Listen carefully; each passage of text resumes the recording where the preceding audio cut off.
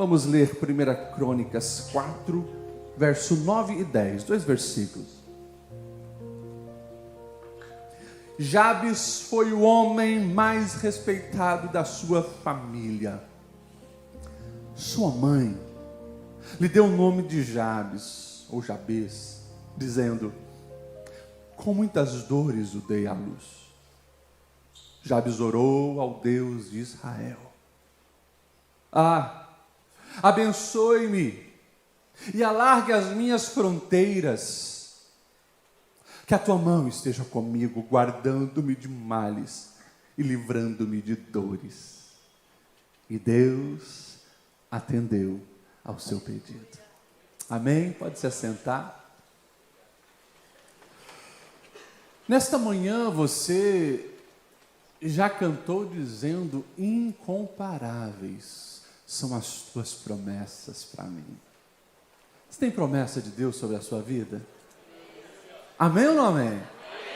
Você crê nessas promessas? Que nós possamos entender que Deus tem sim promessas para cada um de nós. E ao longo da nossa jornada terrena, nós precisamos desenvolver um relacionamento com Deus, a ponto de desfrutar dessas promessas que já estão disponíveis para cada um de nós.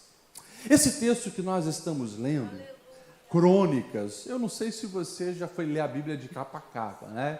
Eu creio que muita gente já iniciou o ano dizendo: esse ano é o ano que eu vou ler a Bíblia de capa a capa.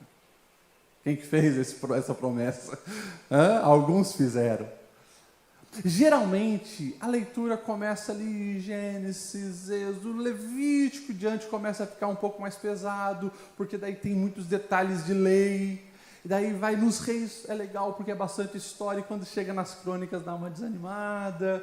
Por quê? O que é crônicas? Fala de cronologia e principalmente das famílias, das tribos de Judá, das 12 tribos, né? E claro, nós vamos falar da tribo de Judá, as tribos de Israel, são 12 tribos. Para o judeu e para o israelita da antiguidade, era muito importante ele saber a sua origem. Então, assim, por mais que a gente não entenda que fulano gerou ciclano, que gerou beltrano, um monte de nome confuso, cada nome daquele é extremamente importante, tem um valor muito significativo para o povo de Israel. Eles precisam saber as suas origens, da onde eles veio, quem gerou quem, porque eles precisam saber que eles também pertencem ao Deus que fez a aliança com Abraão. E por isso tem aqueles nomes ali.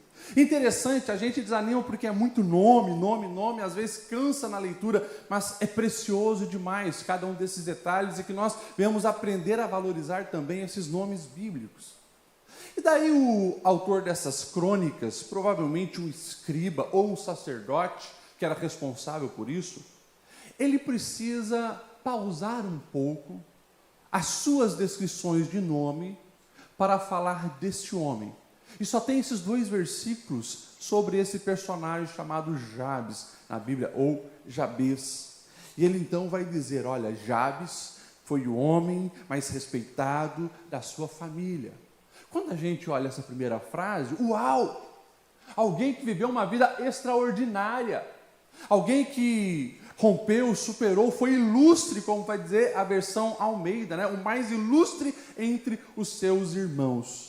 Porém, a sequência vai dizer assim: a sua mãe lhe deu o nome de Jabes, dizendo: com muitas dores o dei.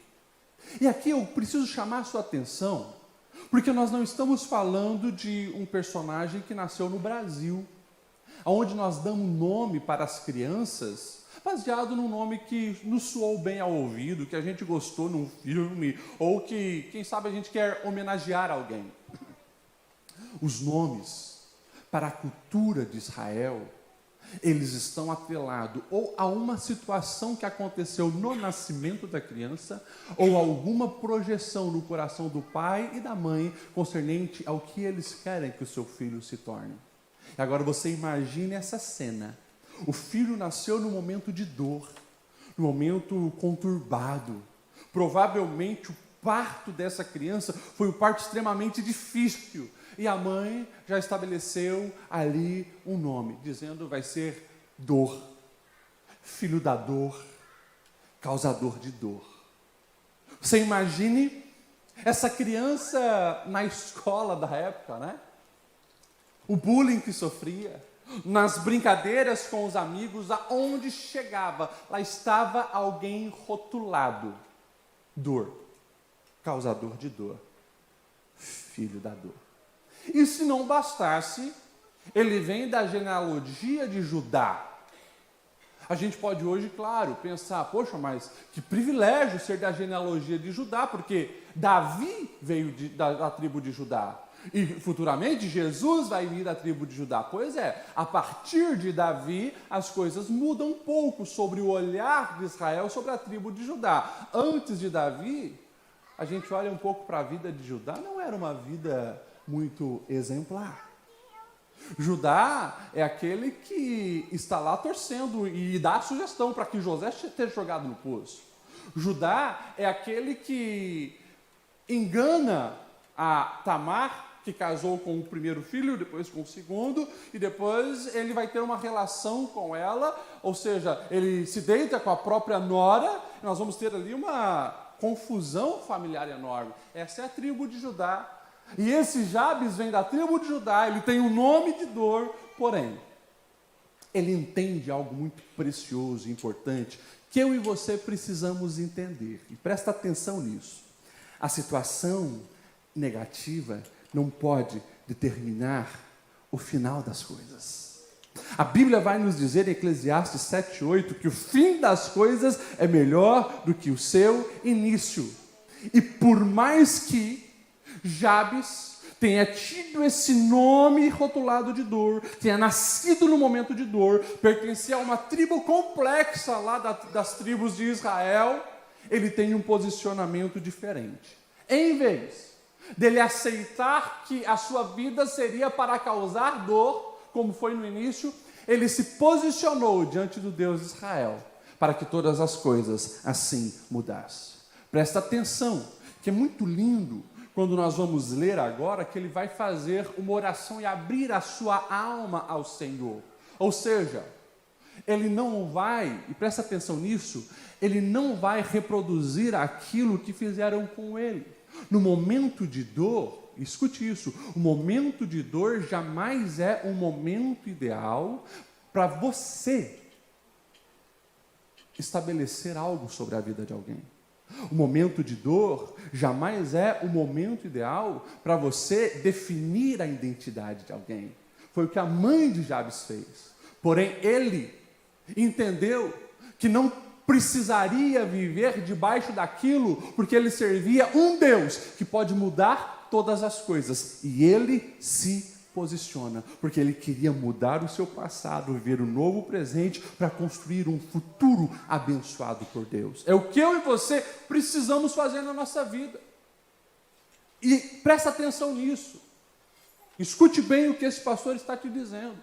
Independente de onde você nasceu, como foi o seu nascimento, como foi a sua criação, o que você passou lá atrás, quem sabe rótulos que colocaram sobre você, escute isso, não permita que as coisas negativas definam o teu presente e o teu futuro. Se você não entender que a graça de Deus é suficiente para te dar um novo destino, você está fadado a viver uma vida depressiva, traumática, com a alma doente. Quantas vezes o gabinete pastoral, nesses mais de 20 anos de atendimento pastoral que eu tenho tido aqui, atendi muito mais de 10 mil pessoas já no meu gabinete. Centenas e centenas, e por que não dizer até milhares. Infelizmente não conseguem desfrutar a plenitude de uma nova vida em Deus, porque não permitem que essa graça purifique os traumas da alma. Todas as pessoas vão ter uma história diferente.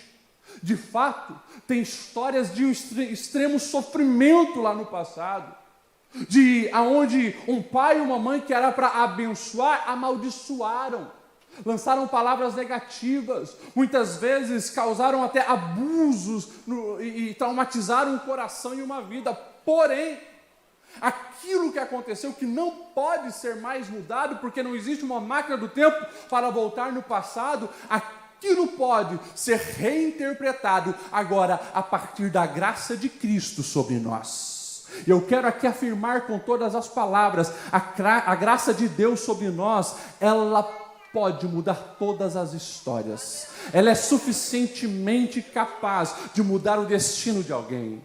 A cruz de Cristo, principalmente, nos dá um novo significado de vida. E aquilo que nós colocamos sobre o Senhor, você pode ter certeza, aquilo é transformado, é mudado, os pecados são perdoados, os traumas são curados, e nós podemos viver uma vida abundante em Deus. Jabes, ele acreditou nisso, e ele foi buscar o encontro com esse Deus. Interessante. A segunda verdade que fica clara nesse texto é justamente sobre essa misericórdia de Deus que é para todos, inclusive para alguém que é chamado de causador de dor. Deus se interessa por pessoas que eu e você jamais nos interessaríamos. Eu e você não faríamos uma aliança com alguém que é chamado o causador de dor. Muito prazer. Imagine você, mulher solteira. Eu estou procurando um amor da minha vida e você entra na rede social e lá está o nome de alguém causador de dor. Ah, é esse aqui que eu me interessei. Que loucura, pastor. Pois é. A gente quer distância de alguém que é chamado de causador de dor. Mas Deus, Ele está aberto para receber todas as vidas. E Jabes, ele encontrou abrigo em Deus. E ele vai de coração aberto para Deus. Quando Jesus está entre nós vamos ver Jesus fazendo questão de ficar sozinho lá no poço de Jacó, na região de Samaria, para se encontrar com uma mulher que ninguém daquela cidade queria estar perto dela. Tanto que o texto vai dizer que aquela mulher, chamada de mulher samaritana, ela vai no poço buscar água no momento mais quente do dia, que é o meio-dia. Todas as outras iam de manhã bem cedo, quando o sol não estava forte. Ela vai quando o sol está forte, porque ela não quer encontrar ninguém. O rótulo que colocaram sobre ela, na minha versão, a piriguete de Samaria. Já passou por vários homens, inclusive o homem que ela está, nem é marido dela. E deixa eu falar mais. Jesus sabia disso. Estava interessado em fazer uma aliança com ela. É maravilhoso isso. Porque nós servimos um Deus que Ele não fica preso nos rótulos humanos, mas Ele conhece a essência da vida de alguém. Por mais que alguém tomou decisões erradas, equivocadas, foi impossível, o Senhor ama. E o Senhor está de braços abertos para tratar. Nós vamos ver o nosso Jesus, Ele atendendo um Jairo, gente importante, rica da cidade de Cafarnaum, mas atendendo também aquela mulher que toca nas suas vestes, uma mulher desprezada, desconhecida e agora pobre, porque já tinha gastado todos os seus recursos. Todos eles encontram abrigo no Senhor. E isso é maravilhoso, porque a Bíblia vai nos dizer justamente isso: chegai-vos a Deus, Ele vai se achegar a vós. Ou seja, independente quem é você, ou o que falaram que você é, há lugar para mim e para você nos braços de Deus. Jabes, ele entendeu isso, e ele não perdeu a oportunidade. Ele foi abrir a sua alma para o Deus Criador de todas as coisas. E ali, ele fez uma oração. E essa oração fez ficar conhecido, né, até os dias de hoje, a famosa oração de Jabes. Eu acredito que Jabes, ele sofreu muito por causa do seu nome. Mas ele começou a ouvir a história de Abraão, Sara, estéreis na velhice, que queriam viver a promessa de ser pai de multidão. E o Senhor muda aquela situação. Eu acredito que ele cresceu ouvindo as histórias de Isaac, que numa região onde não tinha água, mas a aliança que ele fez com Deus, ele encontrava água nos poços. Ele ouviu falar de alguém que também iniciou a vida com um rótulo de nome negativo.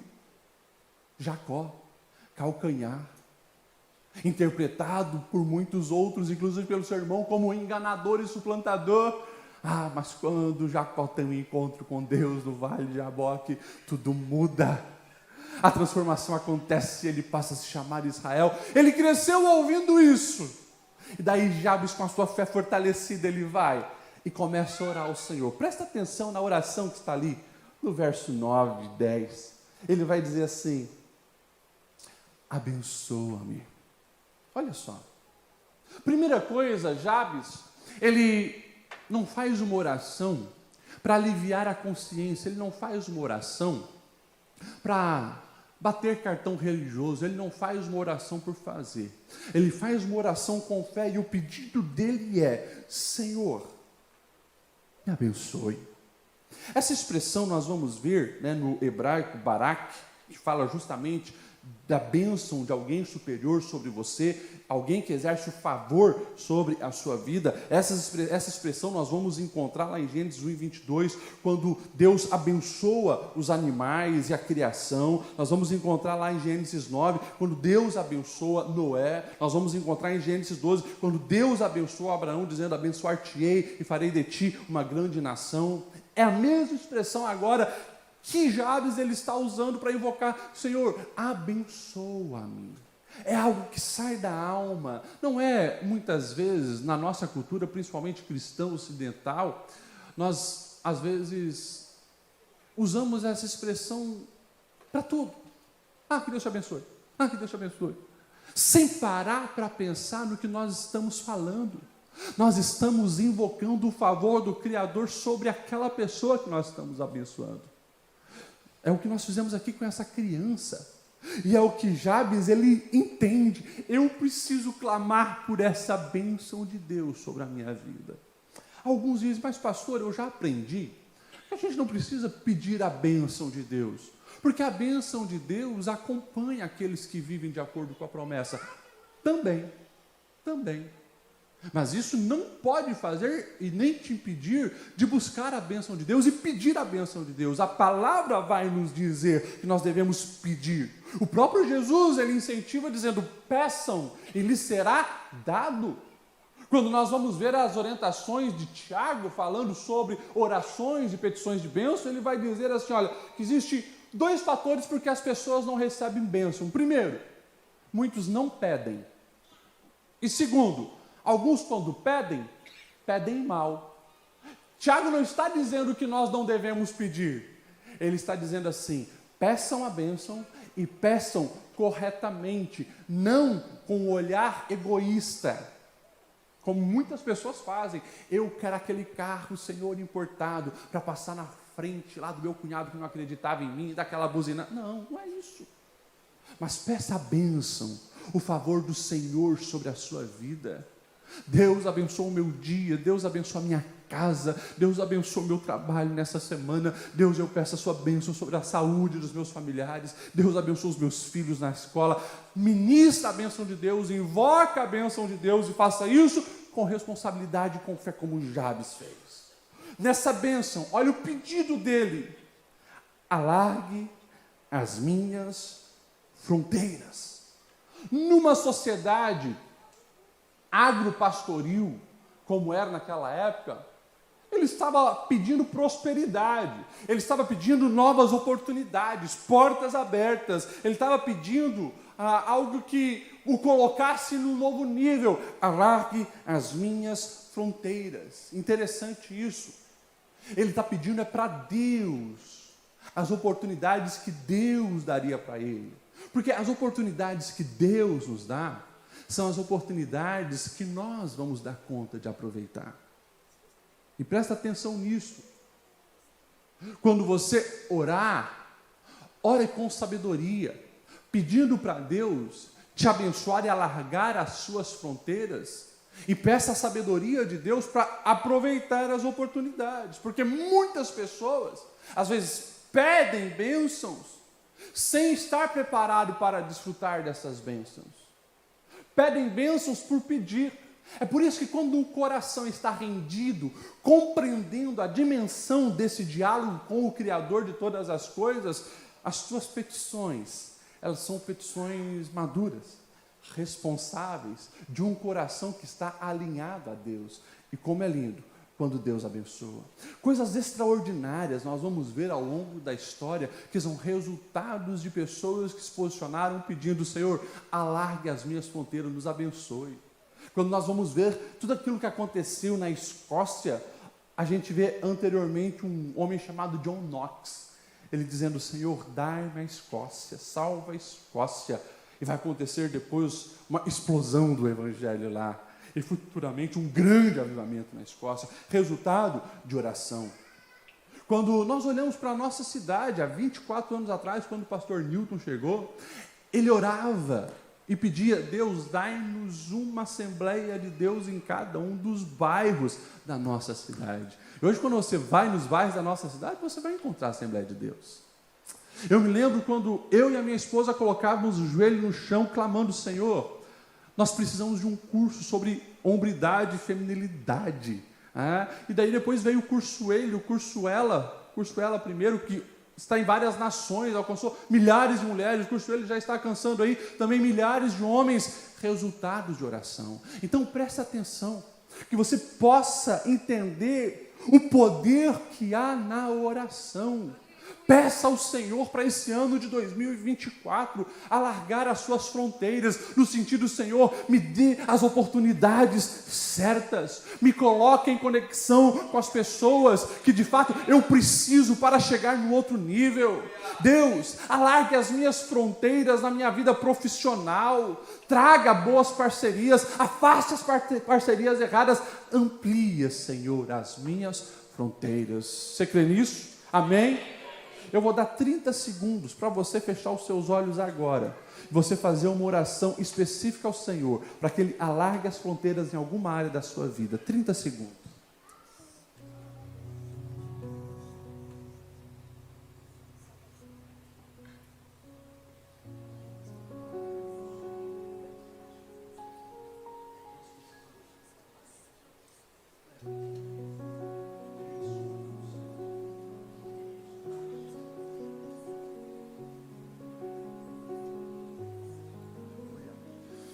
Que Deus te leve além. Que Deus te leve além. A próxima frase da oração de Jabes: Senhor, alargue as minhas fronteiras e que a tua mão esteja comigo.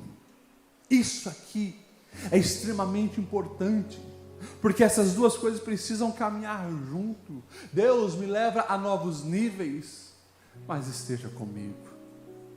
O segredo do sucesso não está nas oportunidades que você vai ter, vai estar em quem você está fazendo aliança para desfrutar essas novas oportunidades.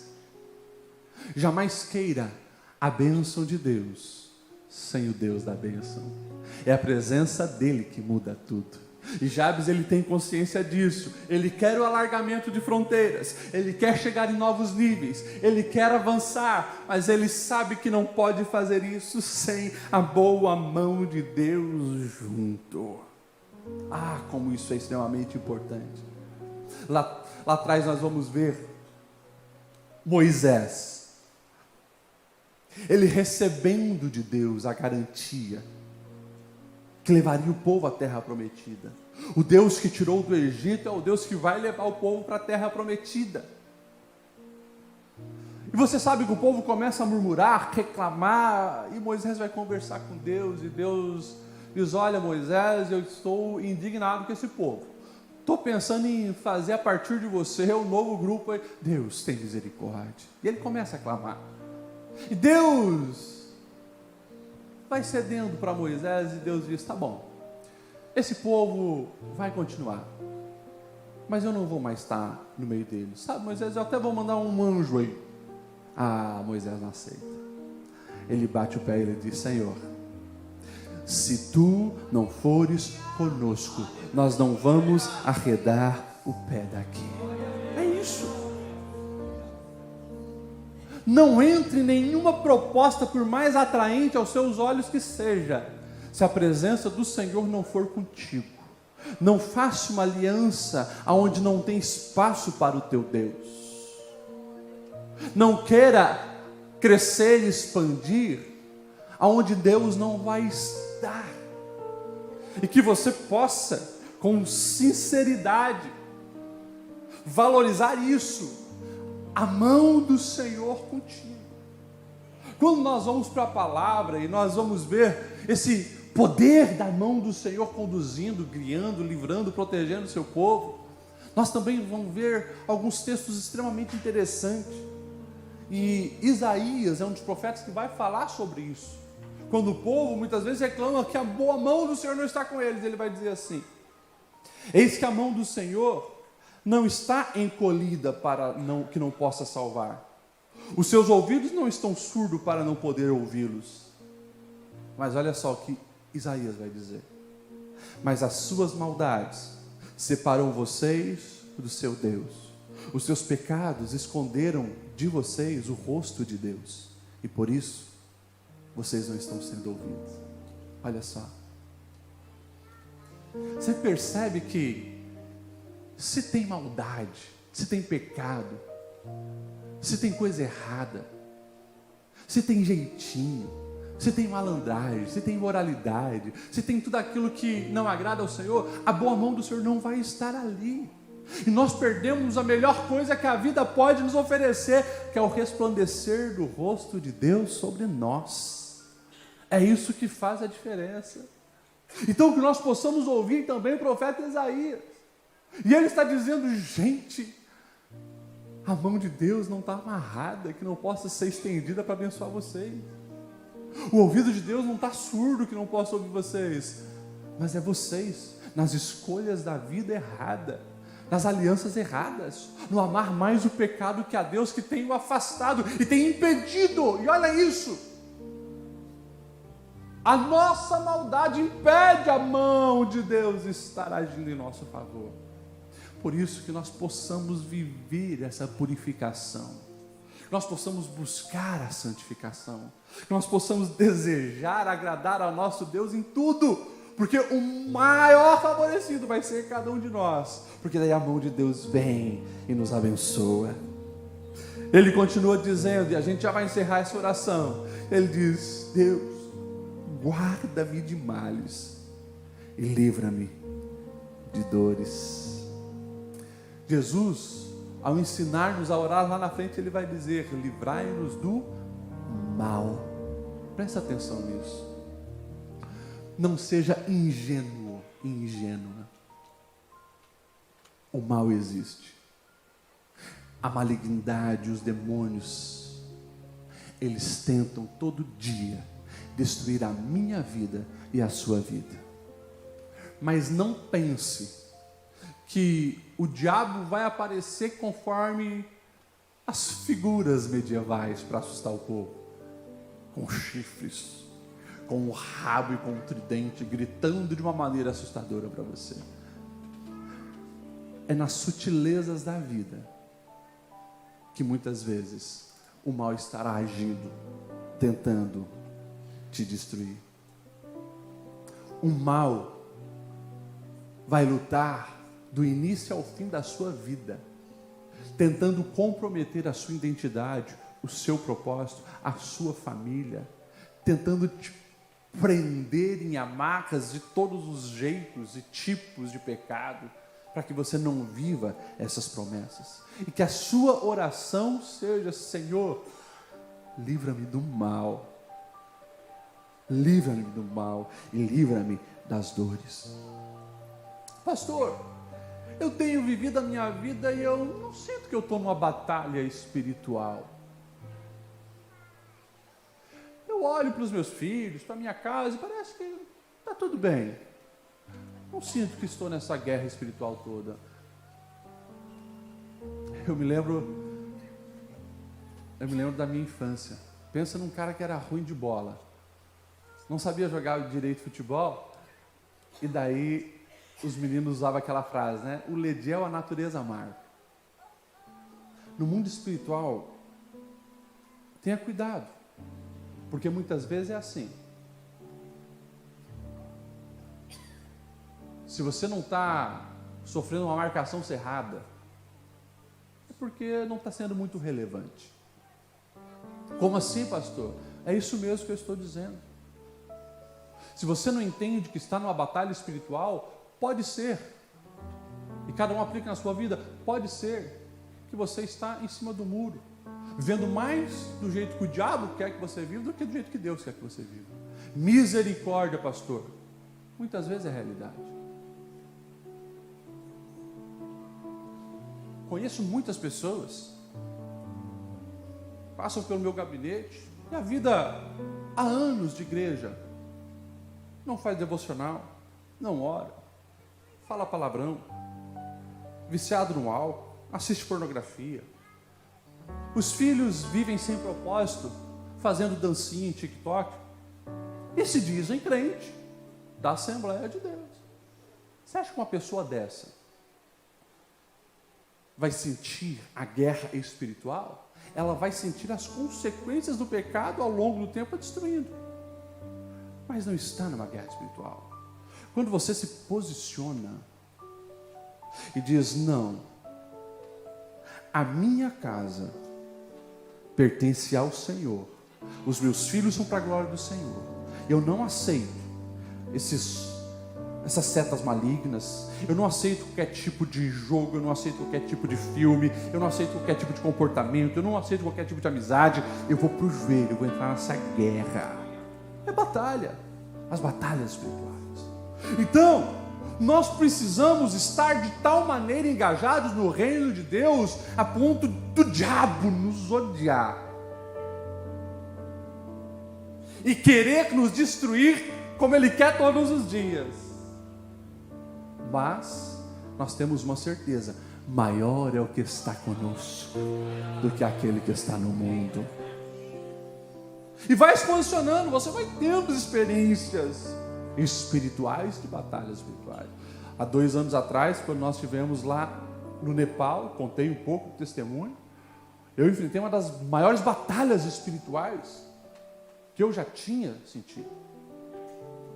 Nós fomos representar a Missão Esperança, visitar os missionários que nós sustentamos e levar recurso para os missionários. E fomos em várias montanhas do Nepal. Eu me lembro que nós fomos um dia ali na capital, em Katmandu, e fomos lá nos templos hindus, um clima extremamente pesado, onde eles queimam, tinha uns 16 corpos sendo queimados, e eles jogam as vísceras depois de queimada no rio, e as pessoas vão naquele rio, se banhar, porque acreditam que aquilo tudo é sagrado, mas um peso espiritual forte. E nós naquela batalha, naquela viagem missionária, quando chegamos onde nós estávamos hospedados, eu perdi a força do corpo, do pé à cabeça. Eu me deitei, eu precisei ficar 3 horas orando. 3 horas orando.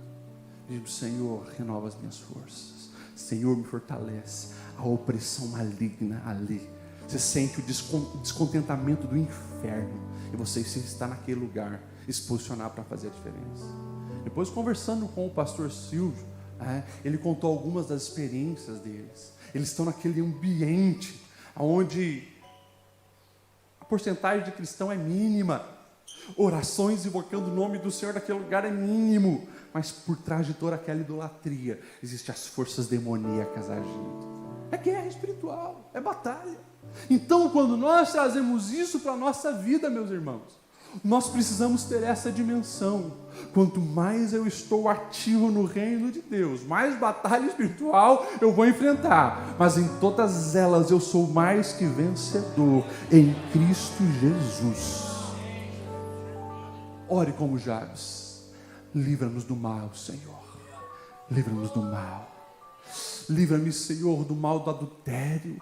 Livra, Senhor, a minha casa das imoralidades. Livra, Senhor, os meus filhos de relacionamentos conturbados.